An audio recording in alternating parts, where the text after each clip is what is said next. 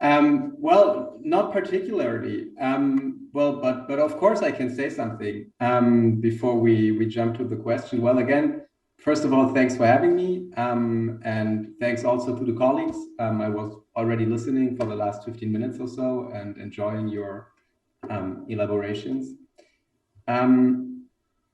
Maybe just one basic point concerning a question that was raised and that was answered by Mrs. Nguyen in basically, I think, saying that small businesses, in order to prevail in digital capitalism, they need to do multi-channel marketing and that sort of stuff, which is of course right. But then on the other hand, the situation we are having is that because of the network effects in the field, if you look at certain very developed digital markets, Germany is also a case in point here, then say you are a seller of certain products, there isn't really much of an option of multi-channel marketing anymore. There is Amazon, and that is it.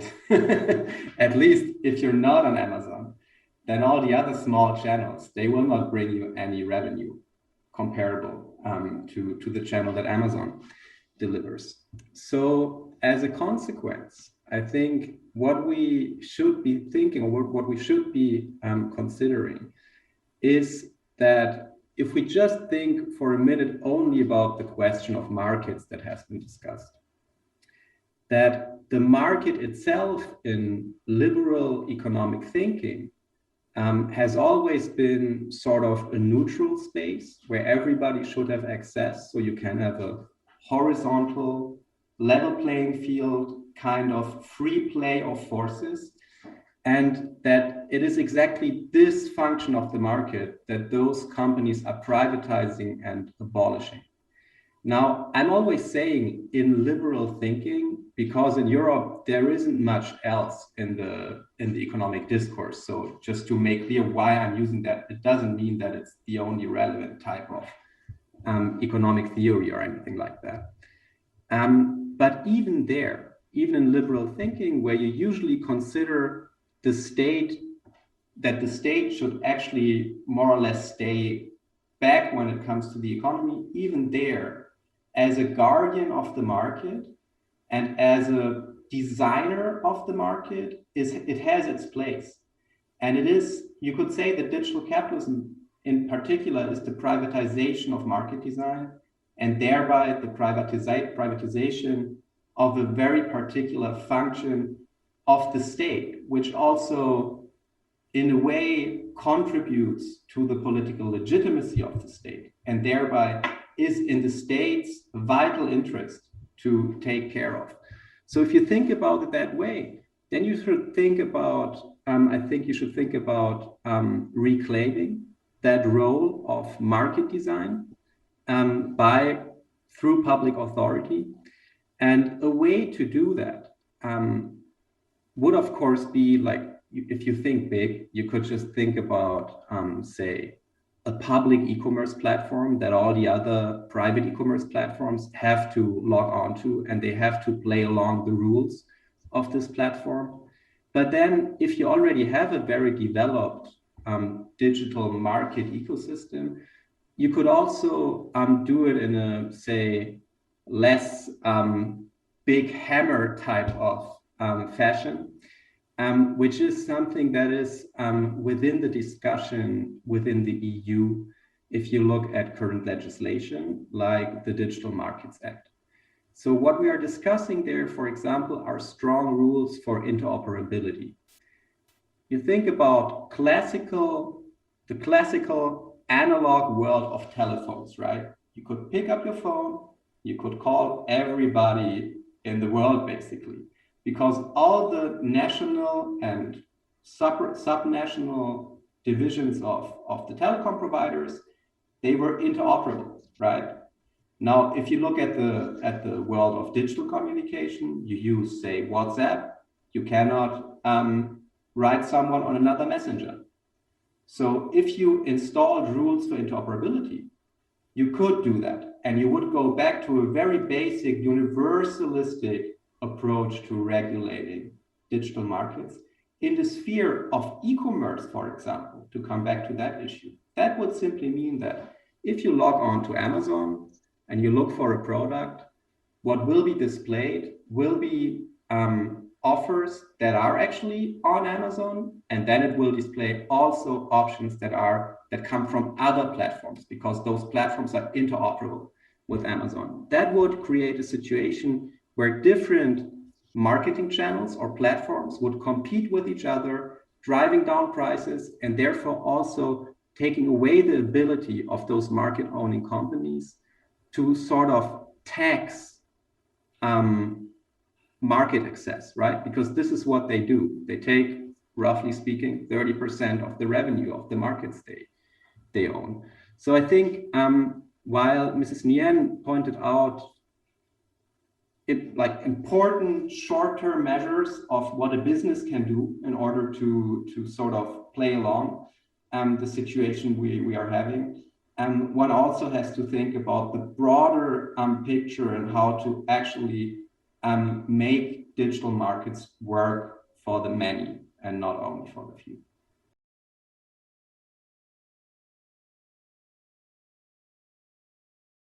So it's a very interesting point, I think, and I don't feel like I'm in the position at all to sort of advise on what the Vietnamese government in particular should do, as I'm really not familiar enough with the particularities and the situation we're having. I think the way you describe it as sort of a situation where where the game isn't totally finished yet, where there is space for development and so on. I would say that I mean it is a very difficult question. I think that Vietnam, like Germany, even though it is bigger when it comes to population, is probably not big enough to create its own entire ecosystem, pull up certain walls and sort of develop its own ecosystem behind that walls. That's probably not an option.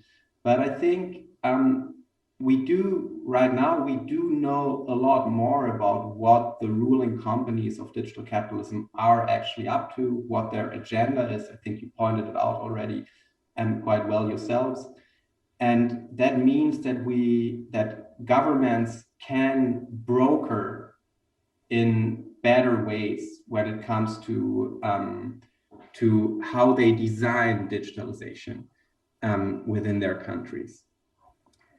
And I think it is probably, but again, then I'm not enough of an expert on the local situation, but it is probably easier for countries in Southeast Asia to, for example, broker American companies against Chinese companies when it comes to services only such companies can deliver.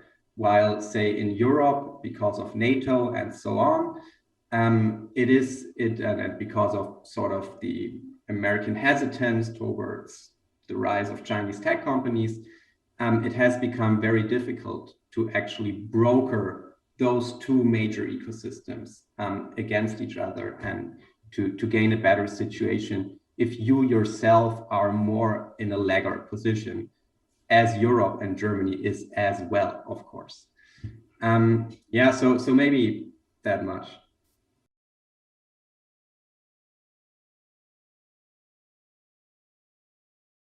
Well, I mean, well, first of all, I'd say that the way I observe, say, digital technopolitics, generally speaking, is that none of the laggard countries, right? No country which is not the US or China, or one of the sort of islands who have found their niche, like Israel, for example. They do very well, even though they have no digital giants, because they have found a certain niche, like Taiwan as well, in a way, right? With semiconductors, or South Korea. There are certain countries who have found a niche because even though they are not really big countries. But beyond that, I do not really see regulation-wise that there is already anything like a comprehensive framework that one could actually draw on. I mean, it is the sort of little arrogant idea of the EU that, you know, while China and the US, they have those companies, we are the world champion of regulation, and we make the rules that are later on applied all over the world. There's even a particular word for it, which is called the Brussels effect. And you draw on stuff like the General Data Protection Regulation that has indeed been replicated in many places all over the world. I think it is important to take into account that what every country, every laggard country, and every country that is concerned about its economic and political sovereignty being under threat in digital capitalism has to take into account sort of the timeline of things. Because certain things, they have already happened or are happening, and they are hard to sort of just avoid entirely. Like, as Professor Howe said, you wouldn't want to live without certain digital platforms or markets anywhere. While other things, they are sort of opening up, and it is possible to find a place there, right? And that means for a political strategy, generally speaking, that you have to combine an approach of taming. You have to tame certain companies who are just too powerful for legitimate political governance. And you have, on the other hand, you have to sort of invest in strategic branches and strategically important future economies. And I think just to bet on startup everything in that realm just isn't enough. You have to, and this is something that is a constant conflict within Europe, but I think you have to, in a way, pick strategic branches. It is something one can actually learn from China's industrial and development politics. It is not always a bad idea to pick. You should not pick winners, but you should pick sectors and branches where you want to strategically expand. So these two areas are the areas of, on the one hand, regulation. Regulation is there to set rules and tame certain things. There you have things that are interesting, like the market regulations that are being drafted right now in the EU, especially the Digital Markets Act. But when you think about social media, disinformation, fake news, and so on, the Digital Services Act, which is another legislation being drafted or discussed right now in the EU, is also very important. It is there to hold platforms accountable for fake news, which they are not currently, to end the regime of solely self-regulation of social media platforms and make them regulate them through important stakeholders, not the state in particular. It's not the idea to have authoritarian rule about what can be displayed online. It is the idea of gathering public oversight boards where society as a whole is represented with all the sort of legitimate interests and represented by certain actors, foundations, for example, unions or whatever. And they should find agreements on what is within the lines of good governance and what is outside of it.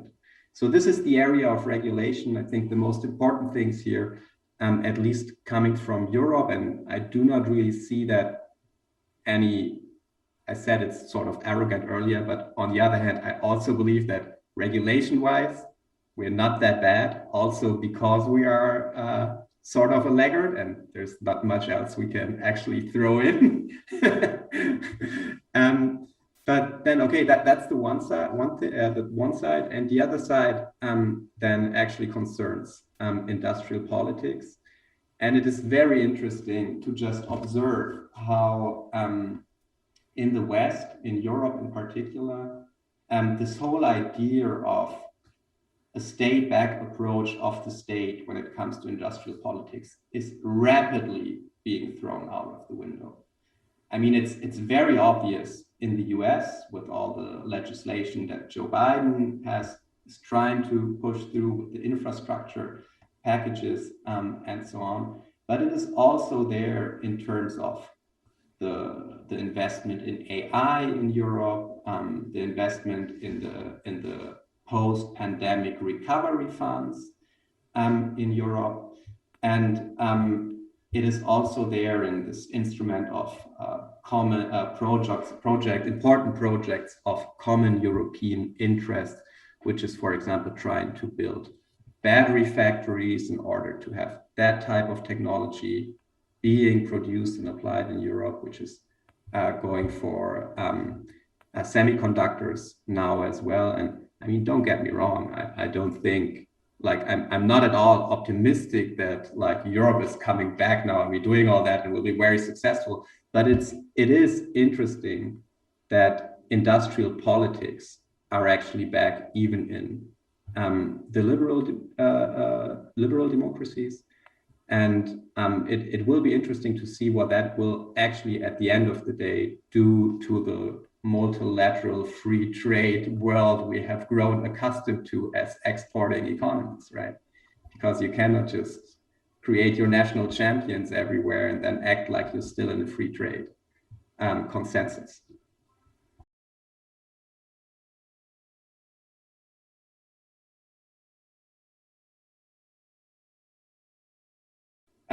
Well, generally speaking, what I wanted to point out in the lecture is that we are already coming from a situation of a massive concentration of power in digital capitalism. And now that we've grown even more accustomed and, more importantly, even more dependent on the infrastructures and on the services of those companies, this will only enhance the concentration of economic power. So this is, I mean, the basic idea about the conflict, or at least a part of it, that sort of develops out of this is, of course, that there is a basic conflict between, a very basic and general conflict between capitalism and democracy.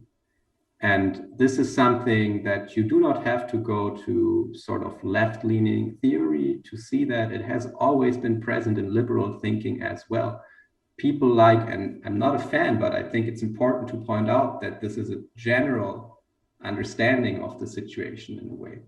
Liberal thinkers like Popper or Hayek, they wanted to have horizontal markets because horizontal markets were thought of as a protection against authoritarian rule, be it by capitalist companies or by states using those companies in their own interest. I mean, from the perspective of the liberal democracies of the West, the real horror of sort of the picture of China that is being painted in the West is that you have a surveillance structure that resembles ours, Google, Amazon, and so on. Mrs. Van described it earlier. But it doesn't only benefit private interests, and it's not only about exploitation and extracting value from markets and so on, but it's also about political control. And I mean, one has to be very clear. I think it's a historical lesson, especially in Germany, that those things can very easily tip. They can very easily tip. So the general conflict is the one between democratic rule and the concentration of power, be it political or economic. Then again, just to say, just to make a few more sentences.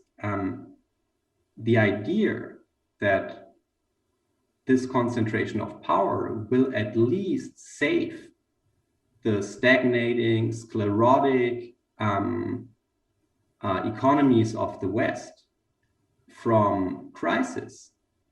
This is something I want to make very clear. If you take my theory of digital capitalism, this idea is nonsense. These are not, essentially, those are not value producing entities. Those are value extracting entities. And if they grow bigger, if they take a bigger share, it just means more extraction, not more creation. It is in the economic thinking behind it is not the Schumpeter of creative destruction, of innovation. It is the other Schumpeter, the one of monopoly capitalism, stagnation and extraction. This is the world those companies stand for.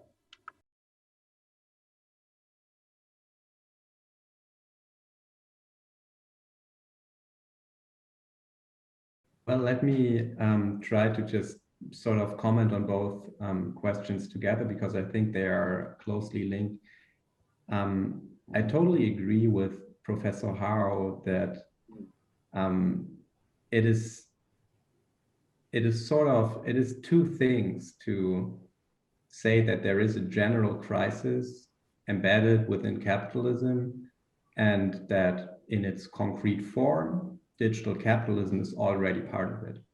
It has developed the way it has in the West as a reaction to an overproduction and underconsumption crisis that Western economies stumbled into from the 1970s on, when everybody had a fridge, most people who could afford it had a car, and everybody had a kitchen and all that sort of stuff. And people didn't buy it anymore because it lasted for a while. And to speed up consumption, to make it accessible everywhere through online networks, is one attempt at solving this problem that, so my theory goes, in a way needs to fail.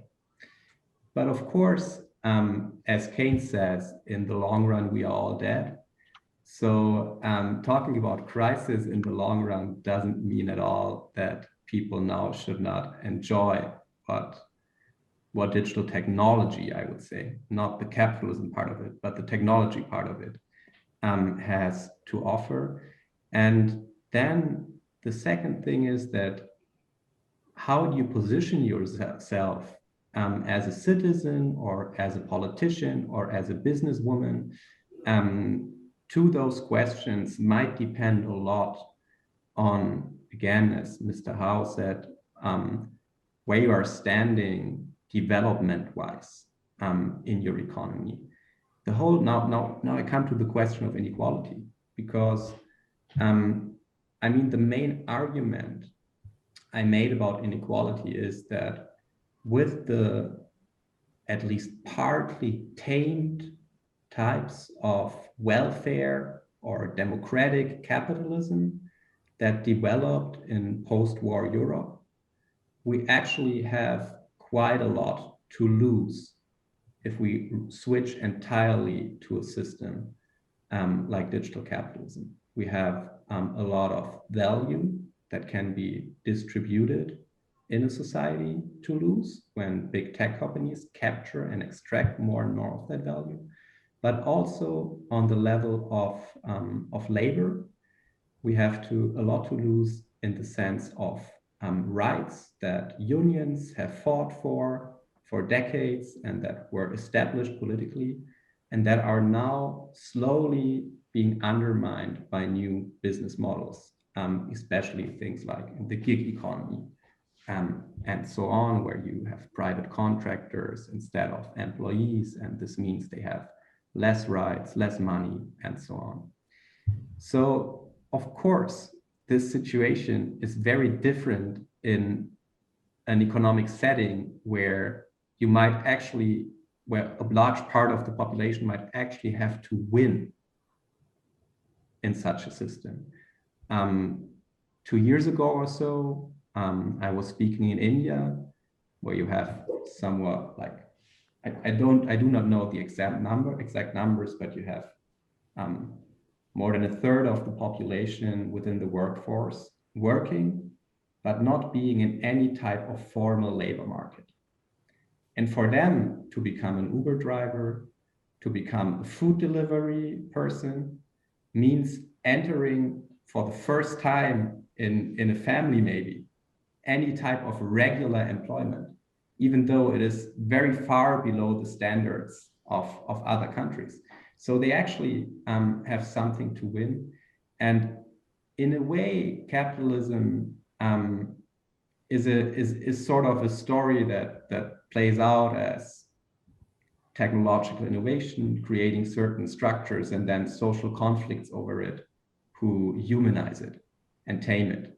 But in a way, as long as you stay within capitalism, you have to take the first step before the second.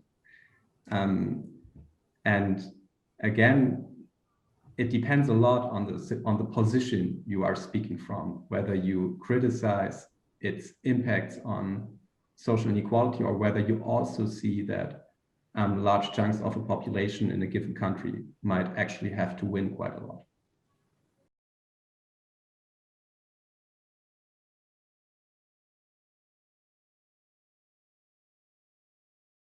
Yeah, thanks for the question. Is taxation the solution? I mean, taxation certainly is part of the solution, or at least part of a brokering, a way of coping with the situation. But then again, if you look at this very sort of trivial issue, right? I mean, it should be obvious that we should tax companies and so on and so on. You see that even in such a rather simple issue, things are practically very, very complicated. We've been talking about a digital tax for years, really years and years in Europe now.